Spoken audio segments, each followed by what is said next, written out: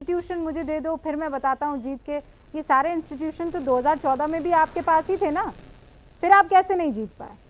2014 में मोदी जी के पास थे ये सारी चीजें। रूबिका जी देखिए, भारतीय जनता पार्टी की सत्ता और नाजीवाद का व्यवहार एक जैसा है, ये राहुल गांधी जी ने आज रेखांकित करने की कोशिश की। समग्र अधिकारवादी भारतीय जनता पार्टी, अधिनायकवादी भारतीय जनता पार्टी, साम्राज्यवादी भारतीय जनता पार्टी, लोकतंत्र विरोधी भारतीय जनता पार्टी, यही तो नाजीवाद का को रेखांकित करता है। हिटलर भी जब सत्ता में आया तो उसने जर्मनी के लोगों को कहा कि चुटकियों में मैं आपकी सारी समस्या का समाधान कर दूंगा। उसको पता था कि वो झूठ बोल रहा है। जब सत्ता पर काबिज हो गया तो उसने उग्र राष्ट्रवाद का स्वरूप अपना लिया। उसने देश की जनता को कहा कि राष्ट्र के लिए ज्यादा से ज्यादा त्याग करो, राष्ट्र आपकी प्राथमिकता में है, आप चाहे भूखे मर जाओ मगर राष्ट्रवादी होकर रहना। यही तो भारतीय जनता पार्टी आज अपनी नाकामियों को छुपाने के लिए कर रही है। राहुल गांधी जी ने कुछ गलत नहीं किया। आप उठाकर देख लीजिए, भारतीय जनता पार्टी की सत्ता जब केंद्र में आई, उसके बाद एक के बाद एक राज्य दर राज्य, चाहे वो गोवा हो, चाहे मणिपुर हो, चाहे मेघालय हो, जहां बहुमत नहीं था वहां पर भी सत्ता में काबिज हो गए। उत्तराखंड में तो एक ऐसा उदाहरण प्रस्तुत किया। मेरे सवाल का वो जवाब नहीं, एक सेकंड मैं दोहरा रही हूँ। राहुल गांधी कह रहे हैं कि इंस्टीट्यूशन जब एक बार हाथ में आ जाते हैं तो चुनाव जीतना आसान हो जाता है। मुझे दो इंस्टीट्यूशन और मैं बताता हूं जीत किसे कहते हैं, जीतना किसे कहते हैं। प्रधानमंत्री जब मोदी बने थे उससे पहले कहां उनके हाथ में कोई इंस्टीट्यूशन था? ईडी कब थी उनके हाथ में? सीबीआई कब थी? वो तो सब आपके हाथ में थी। फिर क्यों चुनाव आप नहीं जीत पाए 2014 में? इसका जवाब दीजिए ना मुझे। मेरे सवाल का जवाब तो आप ही ने दे दिया। अगर हमारा व्यवहार नाजीवादियों की तरह होता तो क्या ये सत्ता में आ पाते? हम तो प्रजातंत्रवादी थे, इसीलिए तो सत्ता का परिवर्तन हुआ। आप ही ने खुद ने जवाब दिया। मुझे बात करने दीजिए, मैं फिर तो ये मानते हैं ना आप कि लोकतंत्र ने फैसला किया था कि आपको सत्ता से बाहर फेंकना है, लेकिन दूसरी बार जब ये लोकतंत्र फैसला करता है तो ये नाजीवादी लोकतंत्र हो जाता है।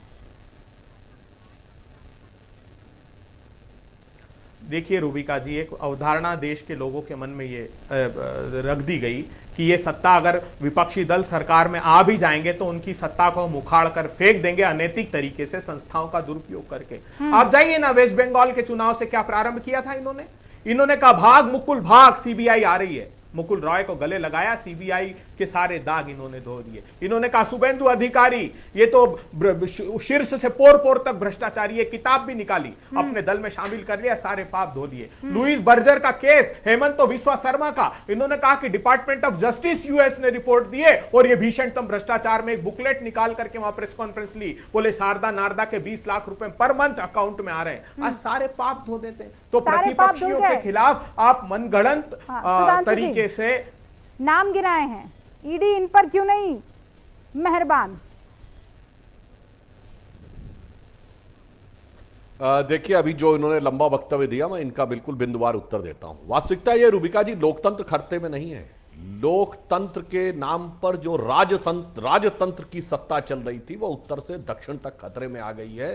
सिर्फ गांधी परिवार अपनी जागीर नहीं बचा पाई। अमेठी में राहुल गांधी हार गए। ये 1977 के बाद पहली बार गांधी परिवार का कोई व्यक्ति चुनाव हारा। फिर चाहे महबूबा मुफ्ती हारी हो उत्तर में, या दक्षिण में तेलंगाना के सीएम की बेटी चुनाव हारी हो, या देवगौड़ा जी के बेटे चुनाव हारे हो, पूरी तरह देख लीजिए, चाहे अखिलेश यादव जी के परिवार के लोग हारे हों, या लालू प्रसाद यादव जी के, या जयंत चौधरी जी, या हुड्डा जी।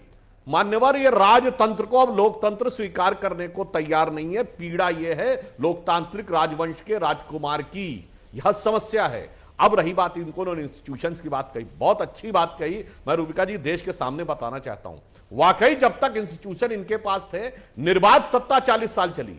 जो जो इंस्टीट्यूशन डेमोक्रेटिक होते चले गए, आप उठा के देख लीजिए। जब तक बैलेट पेपर से चुनाव होते रहे, बूथ कैप्चरिंग होते रही, कांग्रेस की सत्ता। जैसे ईवीएम आई, कांग्रेस की सत्ता खड़खड़ाने लगी। जब तक इलेक्शन कमीशन टीएन सेशन से पहले केवल मिट्टी के माधव बनकर बैठा रहता था, कांग्रेस की सत्ता। 91 के ही चुनाव में हम 120 सीटें प्राप्त करके आए। जब सीसीटीवी लग गए हर पोलिंग बूथ पे, सेंट्रल पैरामिलिट्री फोर्सेस के साथ साथ सीसीटीवी भी, अब कोई कुछ नहीं कर सकता था, हमारी सत्ता आने लगी। जब एक ही मीडिया था, जो सरकार चाहती थी वही बोलता था, तो इनकी सत्ता थी। जैसे ही मीडिया ओपन हो गया, हमारी सत्ता होने लगी। कभी टीवी डिबेटें होती थी क्या? 25 साल पहले डिबेट होनी शुरू हुई, वहां से हमारी सत्ता आने लगी। जो जो इंस्टीट्यूशन, अब सोचिए, जब तक जजों की नियुक्ति सरकार करती थी इनकी सत्ता रही, और जब जजों की नियुक्ति का अधिकार कोलेजियम के पास चला गया, सरकार का दखल खत्म हो गया, इनकी सत्ता जानी शुरू हो गई। अब हिटलर पे जवाब देता हूं, सिर्फ 2 फैक्ट बताता हूं दर्शकों को। एक, 1934 में नाजियों की एक अधिवेशन में नाजियों की एक बड़ी फेमस फिल्म थी ट्रायम्फ ऑफ द विल, उसका मंचन कराया गया। उसके बाद एडोल्फ हिटलर के राइट हैंड मैन रूडोल्फ हेस ने वहां खड़े होकर नारा लगवाया, Hitler is Germany and Germany is Hitler. ठीक यही नारा 1975 में कांग्रेस के तत्कालीन अध्यक्ष देवकांत बरुआ ने लगाया, India is Indira and Indira is India.